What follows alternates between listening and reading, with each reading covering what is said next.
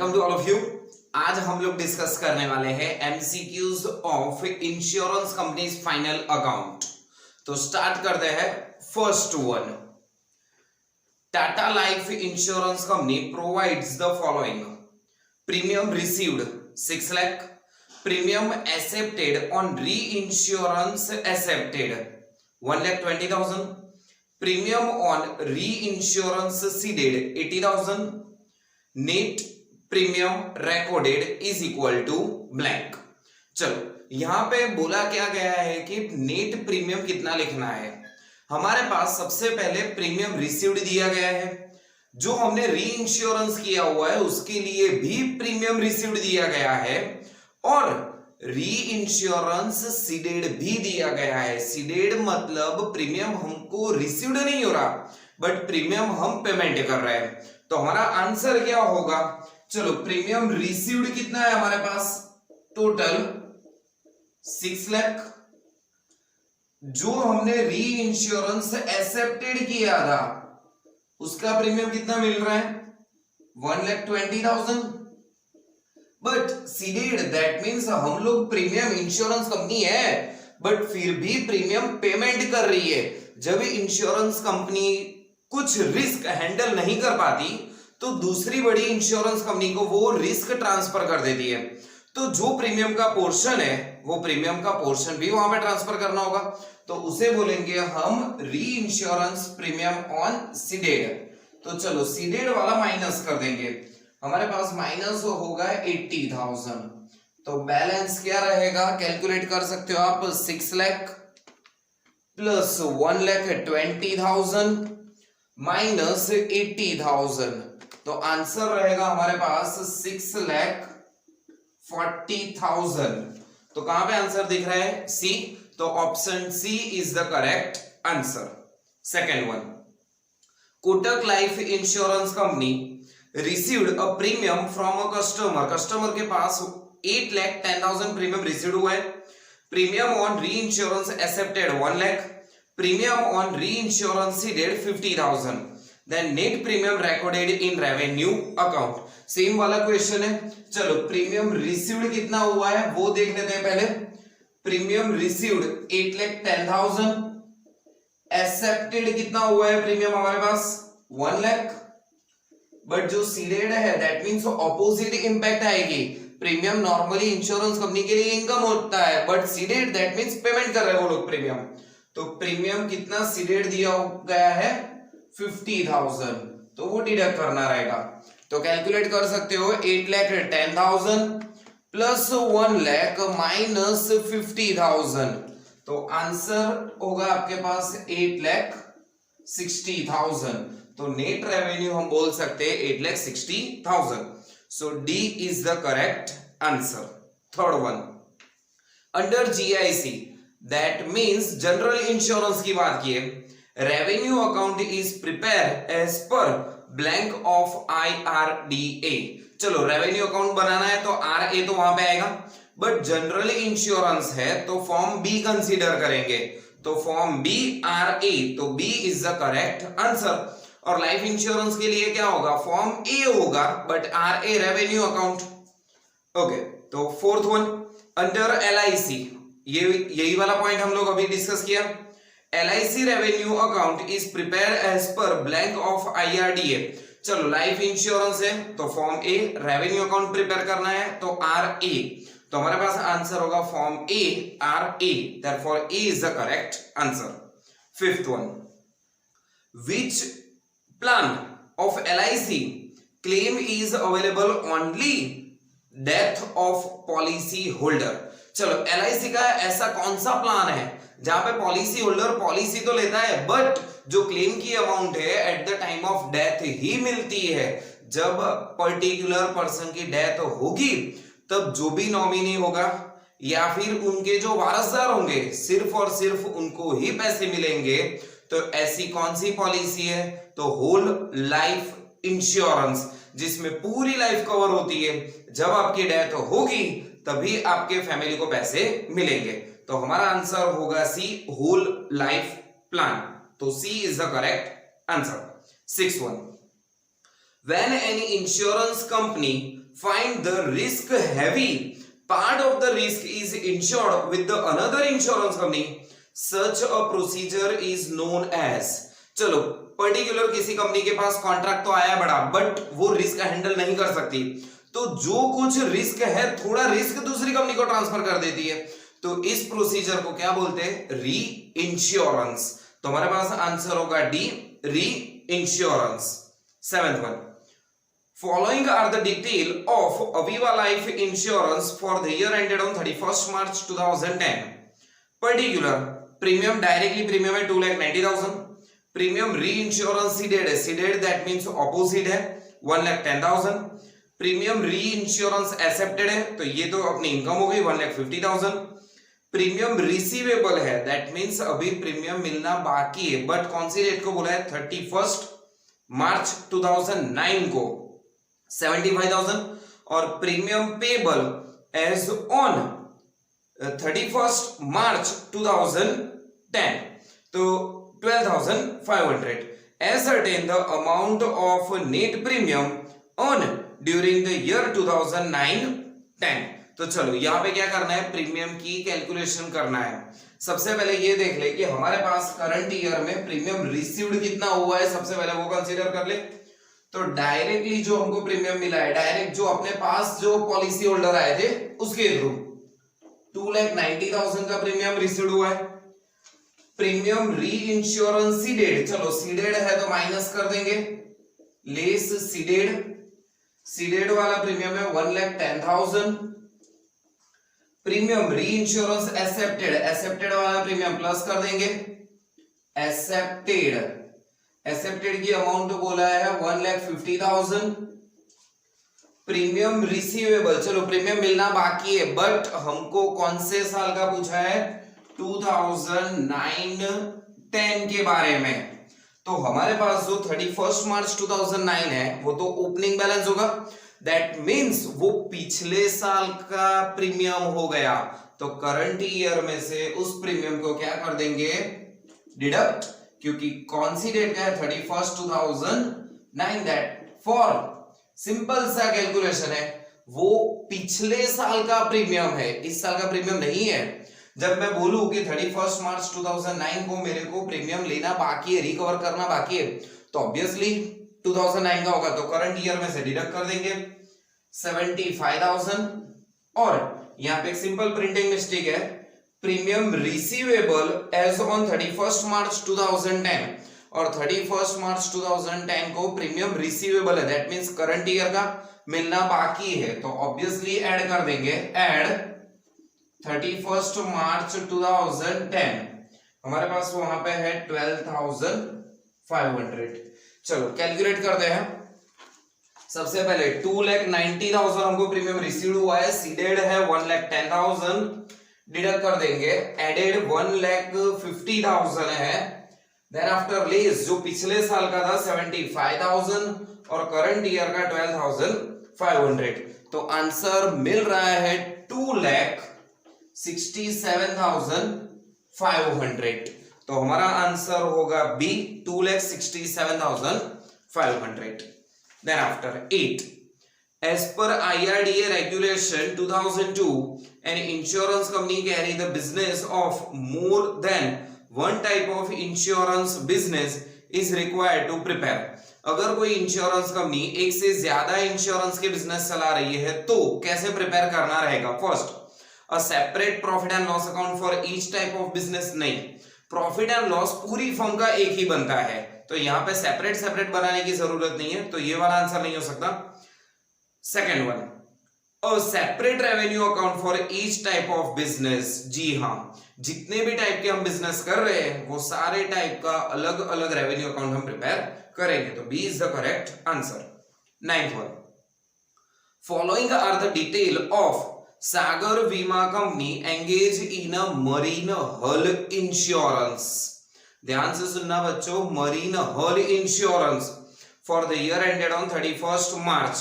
Particular में premium on direct business 5 lakh, premium on reinsurance ceded 2,79,000, premium on reinsurance accepted 1,19,000, reserve for on expire risk on 31st March 2009 5 lakh ascertain the amount of reserve for on expire risk। चलो on expire risk, पहले ये जान लो कि on expire risk एक reserve create करना होता है at the end of the year, और वो भी कौन सी अमाउंट का, तो नेट प्रीमियम पे कैलकुलेट करते हैं।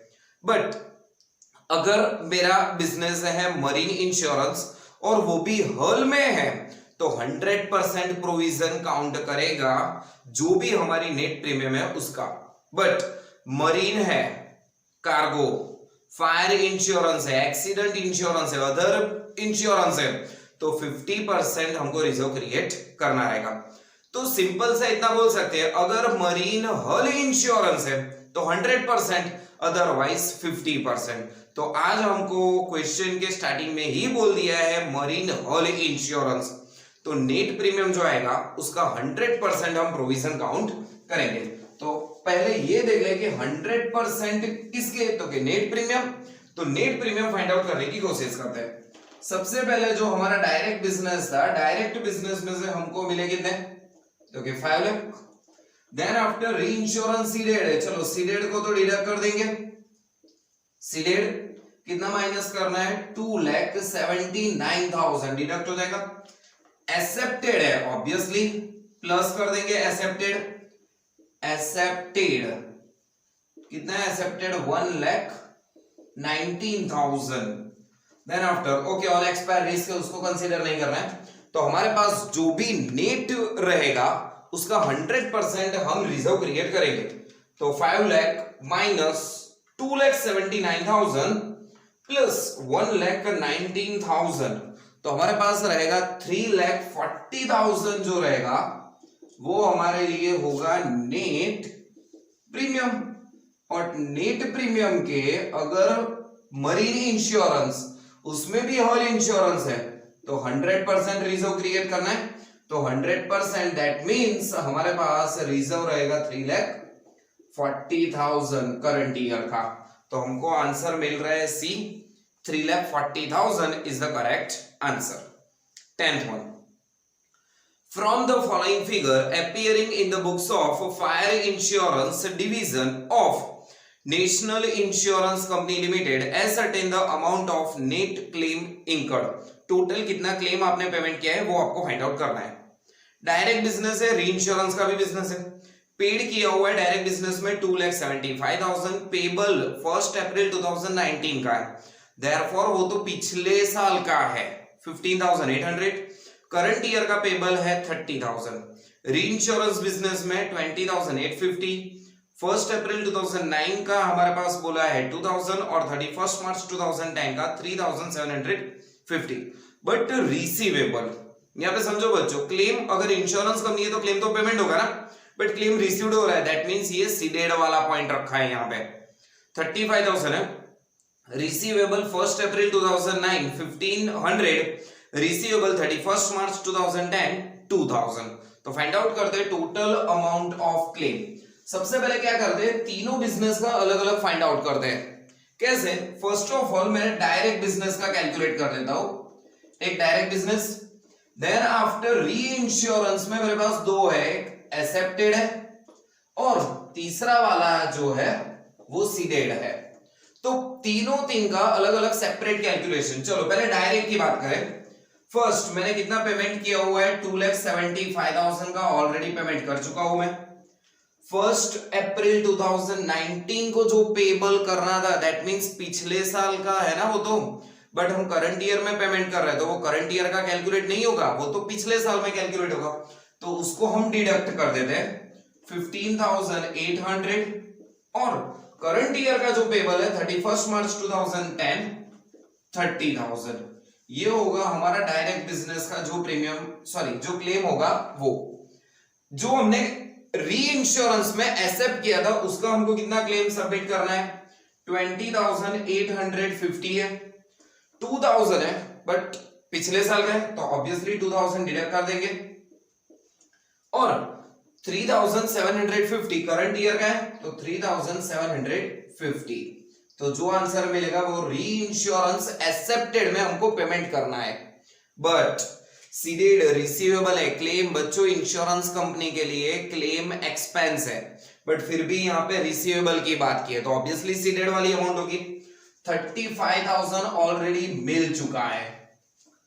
जो रिसीवेबल है 1 अप्रैल 2009, दैट मींस पिछले साल का है तो वो पिछले साल की इनकम में कैलकुलेट होगा।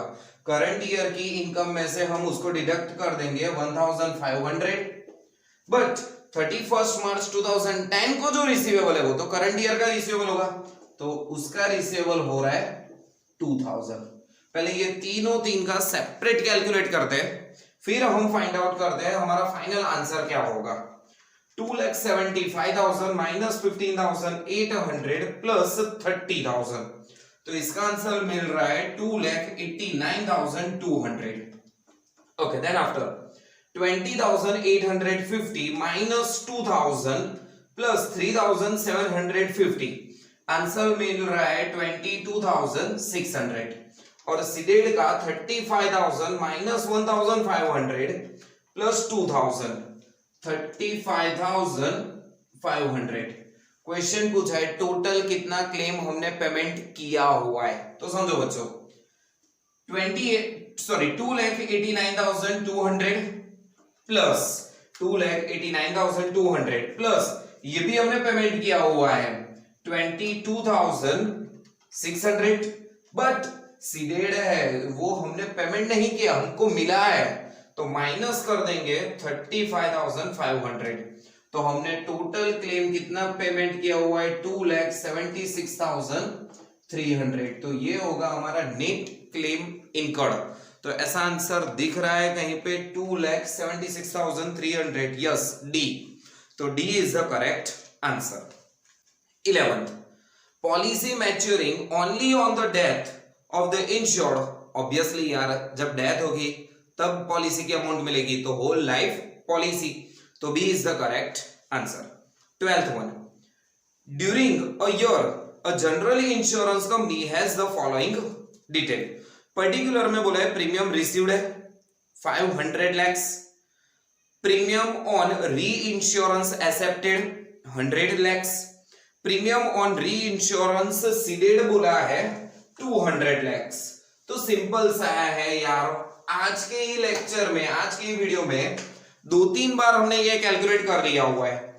ऑलरेडी हमको प्रीमियम कितना रिसीव्ड कर चुके हम 500 लाख, एक्सेप्टेड वाली अमाउंट हम प्लस कर देंगे, एक्सेप्टेड कितना एक्सेप्ट कर रहे हैं 100, और सीडेड वाली अमाउंट को डिडक्ट कर देंगे, तो सीडेड है हमारे पास 200।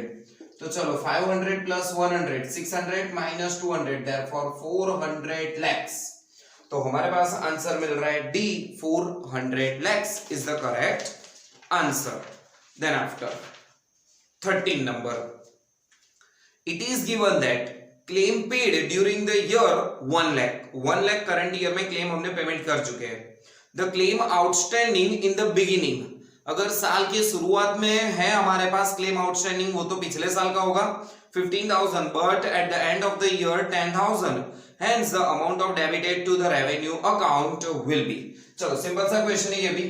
करंट ईयर में हमने ऑलरेडी कितना क्लेम पेमेंट कर चुके हैं, ऑलरेडी 1 लाख, बट जो 15,000 है वो भी हमने करंट ईयर में पेमेंट किया, बट वहां पे क्या था, वो तो पिछले साल का था, तो उसको तो हम डिडक्ट कर देंगे 15,000, बट जो करंट ईयर का था उसको हम प्लस कर देंगे, तो आंसर रहेगा 1 लाख प्लस 10,000, तो 1,10,000 माइनस 15,000, तो हमारे लिए क्लेम इनकर्ड की अमाउंट कितनी होगी 95,000, तो C is the correct answer.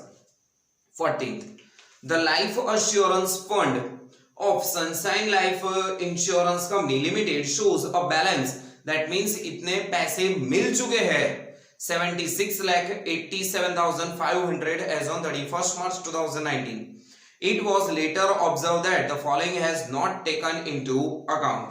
But नीचे जो 4 पॉइंट दिए गए हैं उसको कंसीडर नहीं किया हुआ है, तो देखते हैं हमारे फंड में क्या चेंजेस होगा। सबसे पहले मेरे पास ऑलरेडी कितना फंड अवेलेबल है 76,87,500। अभी फंड कैलकुलेट करने को पूछा है, तो सिंपल सा कैलकुलेशन, अगर मेरे को पैसे मिल रहे हैं तो प्लस करूंगा, अगर मैं पेमेंट कर रहा हूं तो माइनस करूंगा, बाकी कुछ सोचने की जरूरत नहीं है यहाँ पे। First one, dividend from investment, मैंने कहीं पे इन्वेस्टमेंट किया था, वहां से मेरे को डिविडेंड मिला, तो ऑब्वियसली इनकम प्लस कर देंगे 3,50,000। Then after income tax on the about, चलो टैक्स हमने पेमेंट किया तो हमारे पास कैश आउटफ्लो होगा, तो हमारा फंड रिड्यूस हो जाएगा, तो 32,000 हम डिडक्ट कर देंगे। Then after claim covered under reinsurance, चलो claim covered that mean ceded, हमको क्लेम नॉर्मली इंश्योरेंस कंपनी के लिए क्लेम तो एक्सपेंस होता है, बट क्लेम कवर्ड हमको मिल रहे हैं पैसे, तो यहाँ पे प्लस कर देंगे। बट सर सीडेड तो ऑपोजिट इफेक्ट नहीं आती, यहाँ पे हम क्लेम प्रीमियम या कमीशन का कैलकुलेशन नहीं कर रहे हैं, हम फंड का कैलकुलेशन कर रहे हैं, तो पैसे अगर मिल रहे हैं तो प्लस, पैसे अगर जा रहे हैं आउटफ्लो है तो डिडक्ट कर रहे हैं, तो पैसे मिल रहे हैं हमारे पास 3,25,000 and claim intimate but not yet admitted by the company, चलो कंपनी पर क्लेम तो हो चुका है बट कंपनी को पेमेंट करना बाकी है, तो ऑब्वियसली आउटफ्लो ही होगा अगर पेमेंट करेंगे तो, माइनस 8,07,000, तो जो आएगा वो हमारे पास रहेगा फंड की balance amount 76,87,500 plus 3,50,000 minus 32,000 plus 3,25,000 minus 8,07,000, balance बचता है हमारे पास 75,23,500। देखो तो ऐसा आंसर कहीं पे दिख रहा है, यस फर्स्ट वन, तो A is the correct answer 75,23,500।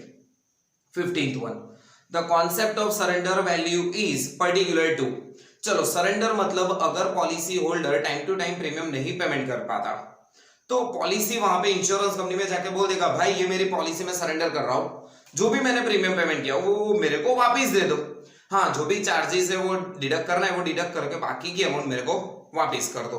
तो ऐसा कहां पे पॉसिबल है, सिर्फ और सिर्फ लाइफ इंश्योरेंस में, because general insurance that means non life insurance में ये वाला ऑप्शन पॉसिबल नहीं है, तो B is the correct answer life insurance.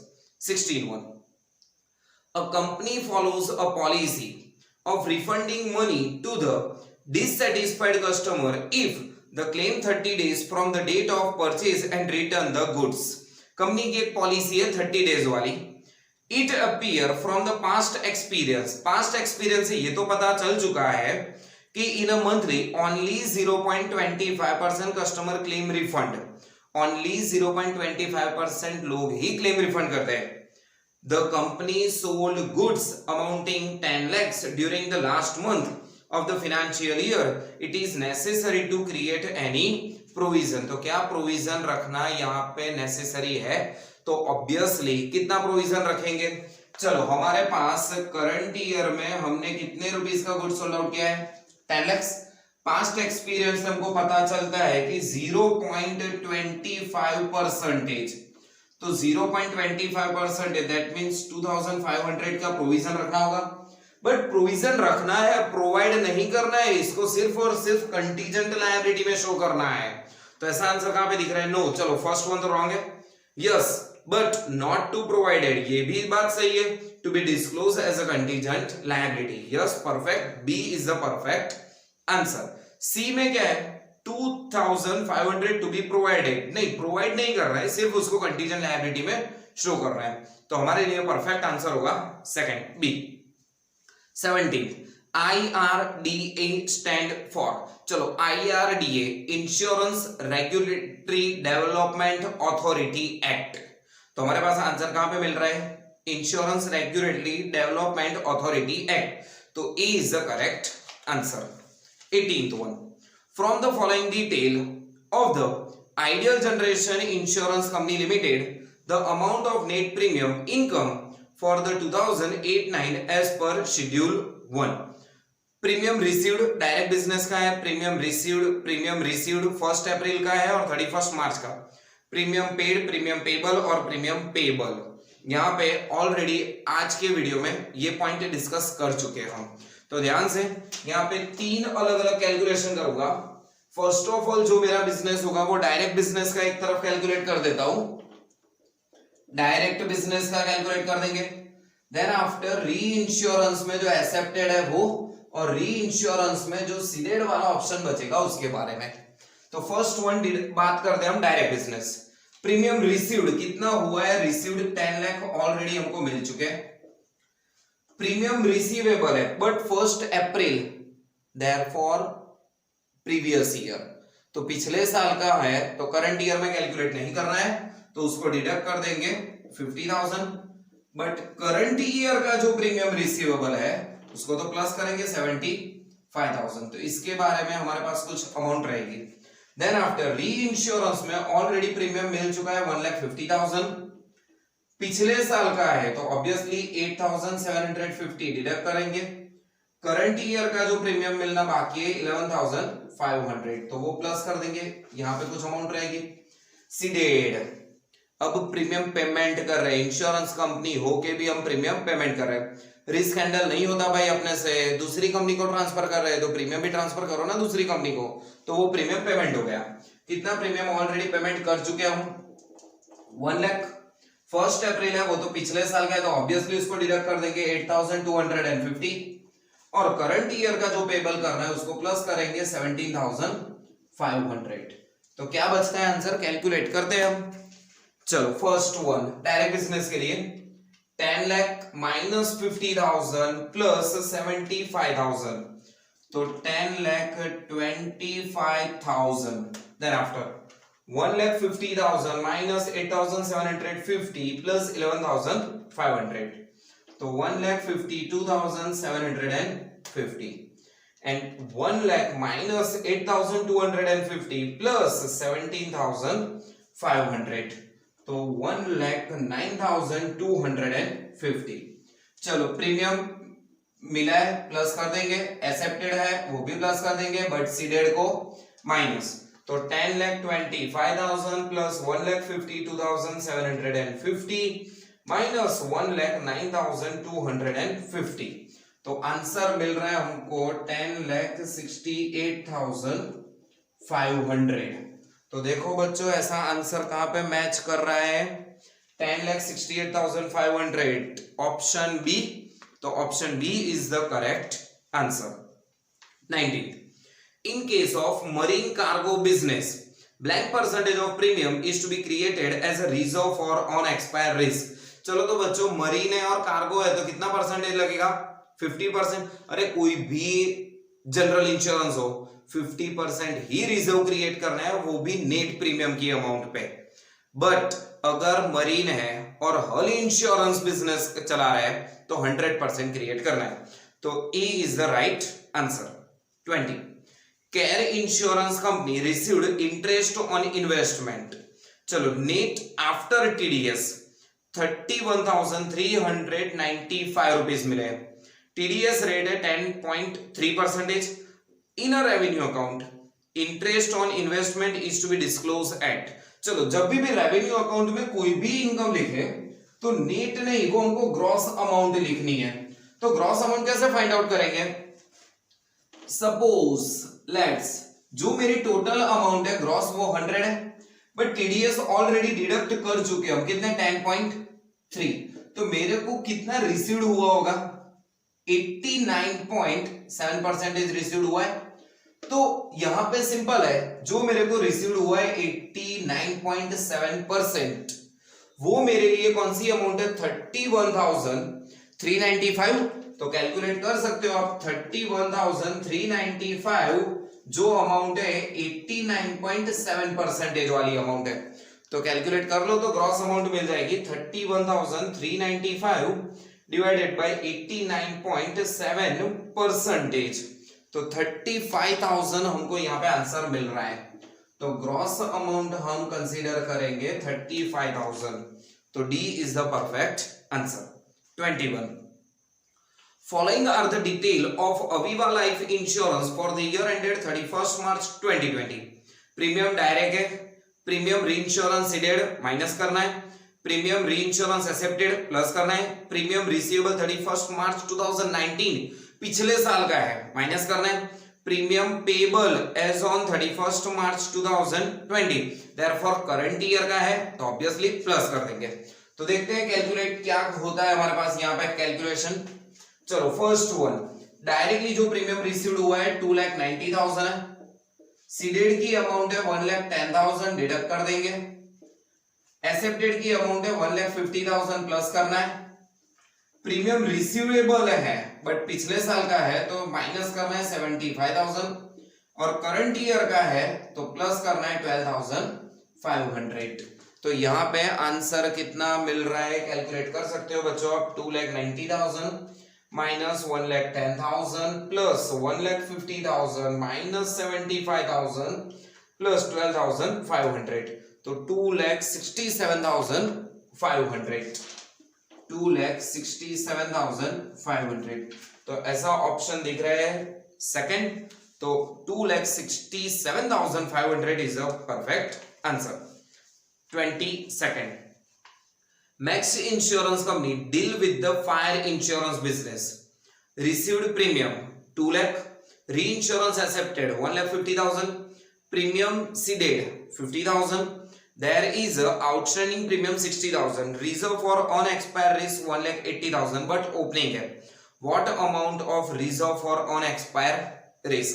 पहले ये देख लो कि बिजनेस कौन सा है सर। फायर इंश्योरेंस, कोई भी बिजनेस हो 50%, मरीन हल इंश्योरेंस है तो 100%। किसके 50 और 100% करने हैं? Net premium. तो आइए सबसे पहले फाइंड आउट करते हैं नेट प्रीमियम। तो चलो नेट प्रीमियम के बारे में डिस्कस करें तो ऑलरेडी प्रीमियम कितना मिल चुका है हमको 2 लाख। देन आफ्टर री इंश्योरेंस एक्सेप्टेड है तो प्लस कर देंगे 1,50,000। प्रीमियम सीडेड है तो माइनस करना होगा 50,000।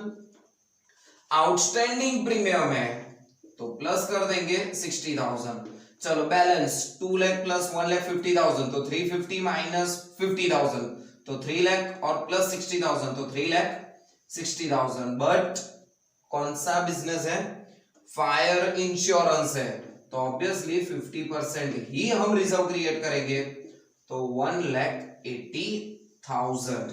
तो हमारे पास आंसर मिल रहा है ए 1,80,000। Then after 23rd number, from the following data find net claim on 31st March 20। चलो क्लेम है इंश्योरेंस कंपनी के लिए, पेमेंट रहेगा पेड किया हुआ डायरेक्ट बिजनेस में, री इंश्योरेंस में भी है। पेबल 1 अप्रैल 2019 का है, 31 मार्च 20 का भी है।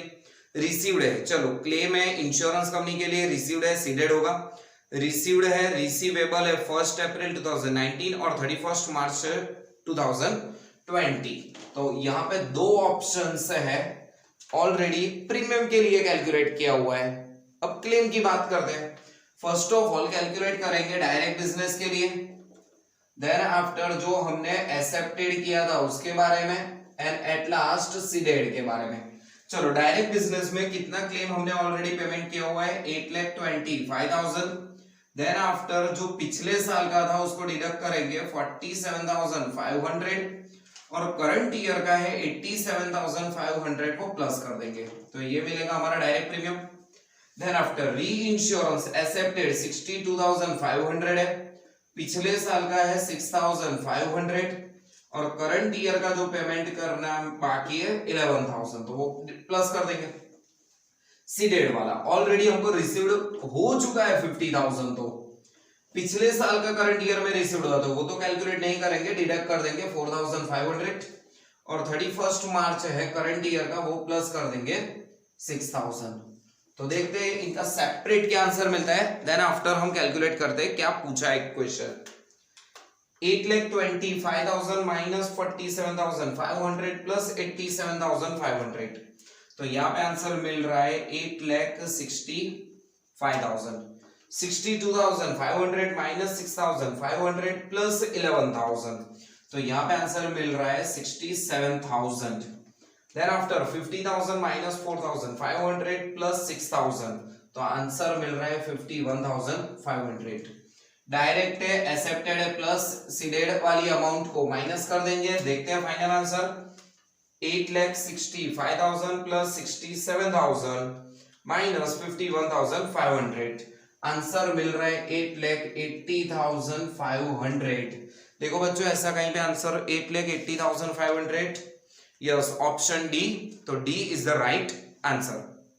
24th, find out total commission recorded. चलो टोटल कितना कमीशन हमको रिकॉर्ड करना है उसके बारे में पूछा है।